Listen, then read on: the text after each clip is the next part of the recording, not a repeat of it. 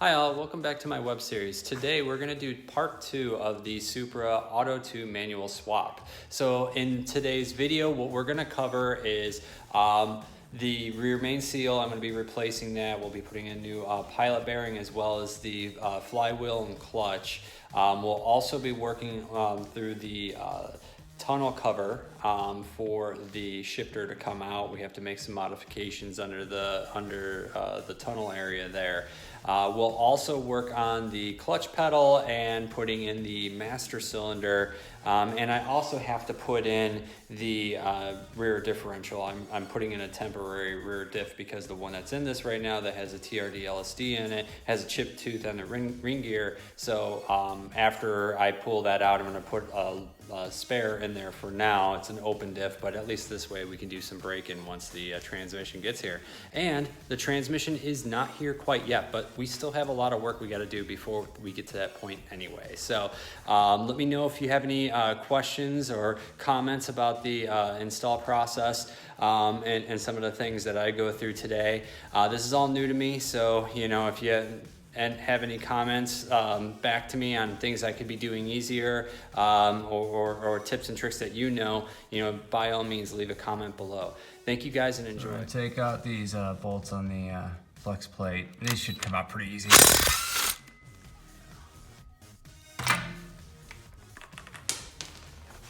Drop them down there for now, and then let's go around the world.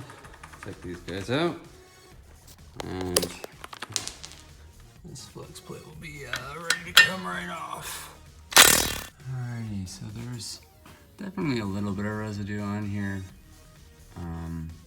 And then looking at the back of the flex plate here, there's a little bit up over there. So I'm gonna probably take out that rear main seal and put in a new one. So I've got a new seal right here and some rubber grease. So that should go together pretty easily. Now, what some people say you do is you just drill a small hole in here and you take a screw, thread it in there, and it'll kind of pop. Alrighty, so it came out pretty easy. Just use drill a small hole and then thread in a screw method to push it off the block. This area over here, it looks like it's probably the best to do that since you have this nice flat surface back here. So, just keep that in mind. But it popped out pretty easy. Okay, so I'm gonna try to get this guy installed here. Read online, I'm not exactly sure what the best means of this is, but read online, you should only really lubricate the inside. I'm gonna try just that. So yeah, we'll just put a light coating on the inside of this guy. Nothing too fancy here. And instead of using the other one to really push it in, I'm just gonna use a block of wood because you can push it too far in and then, well, it's seated too deep. I think it needs to be kind of flush out here. So I will go ahead and work this by hand. See if I can get it started. And once it goes in a little too much, then maybe we'll try to back it out. I do have that in there. I got a small little block of wood and a rubber mallet. We'll try to just see if I can. Looks like it's starting to go.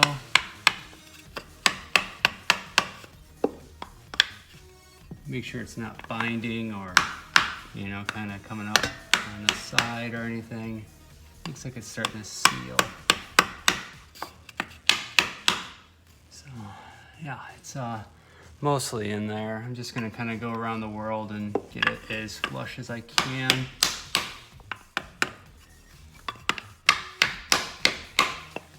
I think that's primarily get it to a point where it's flush with the snout here, and that feels pretty good actually, like it's supposed to be there.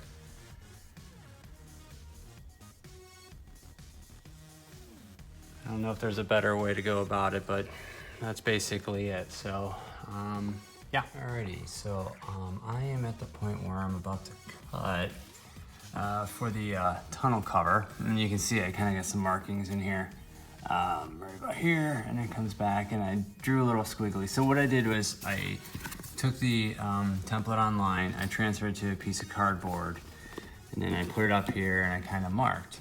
And I just feel like that's a really, really big hole, especially the end there, how fat that is. So I took that and I compared it against the actual cover, which is right over here. And it looks like it might be a little bit more narrow at the tip than what this template leads onto. So what I'm gonna do is I'm gonna cut on the inside of that line and leave myself maybe about a 1/4 inch all the way around. And you know, this way, if I have to, I'll take off more material, but once you take it off, you can't really just put it back. I am going to cut on the inside of that line. I'll probably just use a cutoff wheel that I have, and then we'll see how all that lines up. But you know, just be cautious with this part and make sure you're doing your due diligence in measuring, because you know, like I said, it's easier to take off more material than you thought you needed to than to try to add it back. I made that cut. It's not perfect, but it does work. This actually fits in nice from underside. What I would recommend is when you get up towards here, make this a little bit more narrow, because you can see I'm really close. It's probably not gonna come up on the camera really well, but I'm very close there. What you can do is when you're making your cut down here, and if you get about halfway in, you can actually, from underneath the car, slide this panel up and in here and kind of set it in there and see how it looks, and then kind of feel around with your fingers if you need to cut off a little bit more.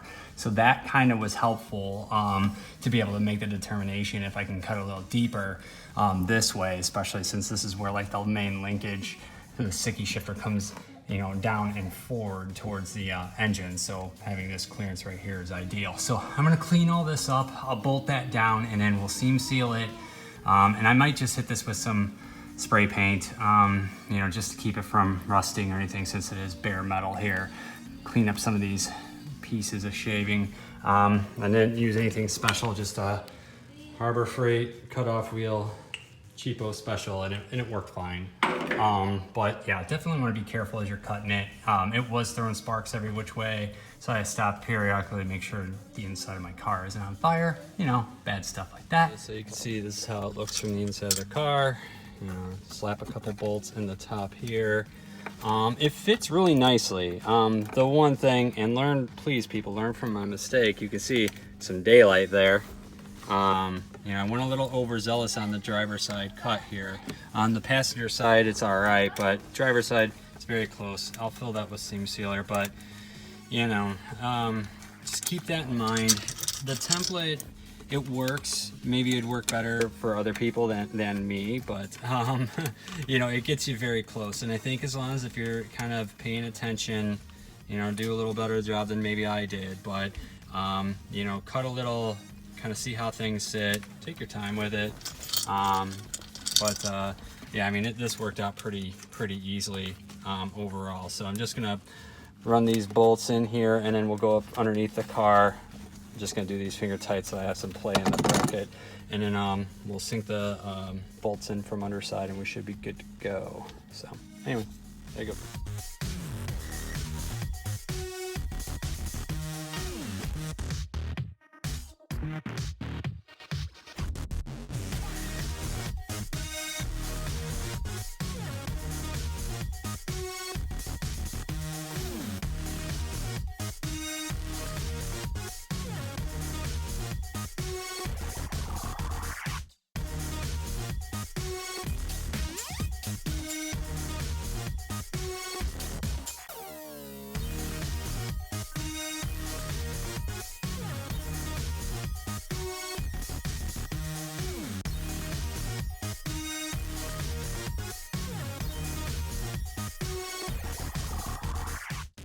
Alrighty, so I'm getting ready to bolt up the flywheel here to the crank.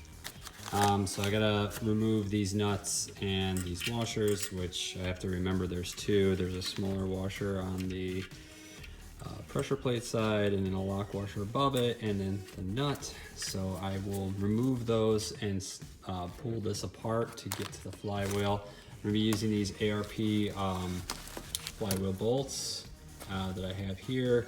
Another thing worth noting on this, I took all these bolts off, and as I'm sliding it apart, there's these markings on the side of the clutch. So that's kind of the general alignment of the clutch. So, you know, as long as you got the right order, which is all laid out in the instructions really clearly of how to put it back together, just make sure that that's always aligned when it goes back together.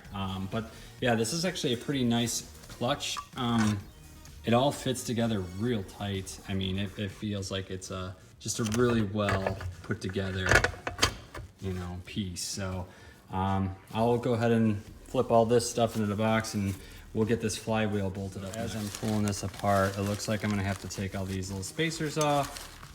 I remember how all this goes together. It looks like it's bolted to this guy, and this guy. There's a little bit of, I don't know if it's damage there, or if that's expected. It does look like it got dinged up a little, yeah, I'm gonna try to roll with it and see what she does. It's flat, if anything, so I don't think it's gonna pose any sort of performance issue. If it was like burred up and stuff, I might be a little bit nervous. Alrighty, so I got the clutch for the most part installed. I just got a bolt. I'm gonna put the other bolts on here and crank it down, but it's up in there. Everything came out pretty easy and came together pretty easy. Flex plate went on. I used the ARP bolts. I did end up using this fastener lube just around the collar of the bolts, and then a little bit of red Loctite on the threads itself. And then I put all that in there and torqued it down. I think I did 70 foot-pounds, which was the spec that ARP calls for. Put in the pilot bearing too. You just gotta pound it in there really good. With the automatic cars, there's nothing in there to pull out to begin with, so it's just gotta go straight in there. Clean it out with brake clean and try to wipe it out with a towel though. You'll wanna do that just to kind of make it a little easier to get that sucker in there. And then, yeah, like everybody recommends, just use a, I can't find it, oh, right here, a socket. That's roughly the same size. And this one is a impact socket 7/8. That worked really well with a hammer. Just bash that bitch in there, and pretty much, I mean, it does take quite a bit. It was starting to rock in a little like uneven at first, so I tried to, you know, get it as straight in as you can. And then once you get in there a little ways, it'll kind of even itself out because it has no other way to go but straight in. So that's not too bad. And then in terms of this clutch, the only thing I could recommend is it comes together all assembled. So just make mental note of how you pull it apart. And you know, what I did is, like, as I was unbolting, I took pictures of things just to make sure I had it all in the right locations. And then also too, this strap, you know, is painted on the side, so you know that's how you're gonna ultimately align it back up when it goes in the car. But, you know, just take mental note of like the sequence of all the bolts that go on. There's a small washer that goes on underneath the locking washer here, and then the bolt, the nut itself. So things like that, you know, you want to keep in mind. But everything goes together pretty easily. You know, just disassemble and lay it off to the side in the same order. You stack it back up. Everything's labeled on the inside though, so even if you screw it up, you drop it, well, hopefully you don't drop it, but even if you get it a little out of order, it's pretty easy for it to go back together. And then just follow the instructions pretty closely.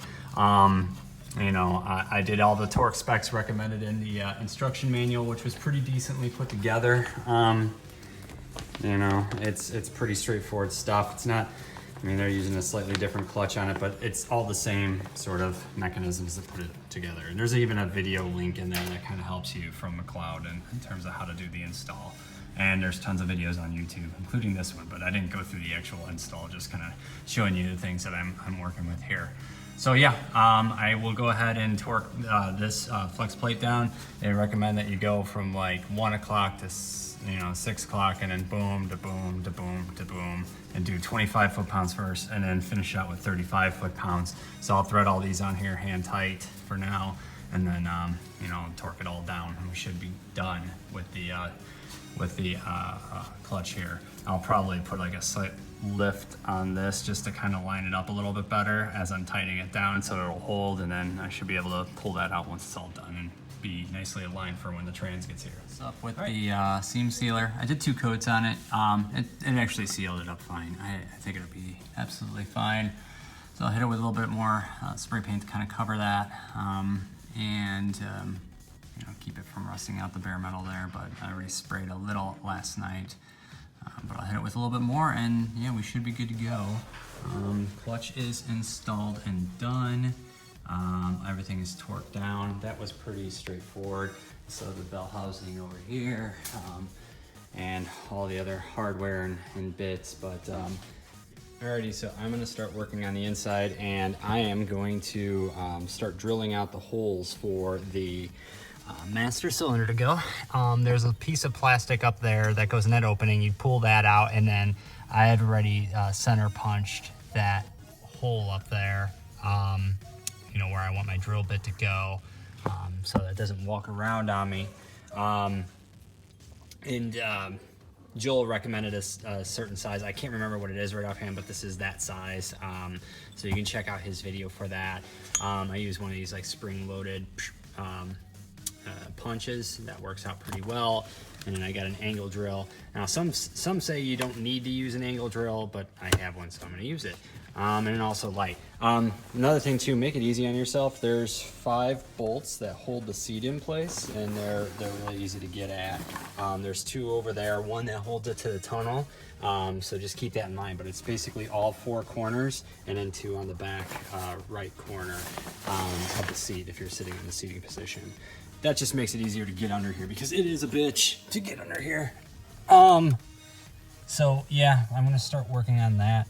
And then I'll probably pull the brake pedal as well, since that's gonna come out anyway. It looks pretty simple. There's just like a pin up here. I don't know if you can see that or not. There's a pin up here that probably just pops out. It probably slides to the side, and there's a couple bolts up there. One bolt side to side, and then it should pop out. The other one looks like a pedal stop of some sort. I don't know if the camera's picking that up, but yeah, the one bolt side to side there is the one I'll probably remove, and then I'll pull that pin out on the side of the brake pedal where it actually meets the fork that goes into the brake booster. So that should pop out pretty easy. But yeah, that's the plan. Oh yeah, that is up. So yeah, drilling that hole isn't too bad. The way I'm in here is I'm basically, don't mind my kid over here, but I took out the seat and I'm basically laying with my feet into the back, but it's totally doable from under here. It was more of a pain in the ass to get the brake pedal off, but that one bolt comes out and then you slide the one pin out, and then you gotta kind of just pry it out of there and it'll come out. There's also this little spring you gotta relieve, so just keep that in mind. But all in all, this is pretty straightforward stuff. Okay, so I've got the master cylinder in here. As you can see, it's a snug fit, but it fits well in here actually. I got quite a bit of stuff going on here, flex fuel sensor, and then this right here is my solenoid for the line lock, so I can lock up the front brakes. But yeah, like I'll have to figure out where I'm gonna locate that. It was over here. I don't know if it'll fit or not. I'll mess around with that later. I'm not really too worried, but this guy's in there nice and snug. Now, one of the things I found is that when you are doing this, you are gonna be fighting this thing to get in here. It is not easy, at least not for me. I've never put a clutch pedal in before, but if you look up above, I'm not sure if it's coming in on the video, but there is a bolt up here that holds the top of the bracket to the body. Trying to see if I can see it on the video. Is that it? No, that's a different bolt. But trust me, there's a bolt up there, and it is a pain in the ass. But if you can start that bolt first, then what will happen is you will be able to swivel this down and catch those 2 studs back there. Those are a pain in the ass to kind of catch because they don't really thread that long. So you gotta really work to get this thing in there. And I'm hoping I don't have to back this thing out because I haven't hooked up like the linkage or anything yet for the actual push rod there or whatever for the master cylinder. So anyway, yeah, this thing's gonna kind of fight you, but you know, just be mindful. There's a bolt that goes up top there, and then 2 over there, and then I got to figure out what else needs to get bolted down. But that's as far as I've made it so far. What a pain in the ass. But now it's in. I don't have to worry about it anymore. So I think that's gonna wrap it up for today. You know, I've done quite a few things here. You know, we got one of the pedals in. I'll work on the linkage next and then get the other pedal in there, and hopefully I'll be done with the inside altogether. And then we have the master cylinder all hooked up, of course, so that's all done. But you know, we'll just you know, we'll take it step by step. Still haven't gotten the trans yet. Should be getting that at some point in time. Don't mind my child over here. But once we do, I can start mocking that up. I do have the clutch and the bell housing in place. So once I get the trans, I gotta do a couple quick modifications to it, and then it's basically slap it in, and hopefully we can get ourselves ready to roll here. Thank you guys. I hope you're finding this content helpful. This is a little bit more of a pain in the ass than I thought, but it's doable, it's manageable. As long as if you just kind of take your time and, you know, do it patiently, it's not too difficult. But anyway, if you guys have any questions or comments, let me know. Subscribe to the channel if you like the content I'm putting out. And yeah, I'll make another episode here shortly once I have more parts to put in. Thanks, take care, bye.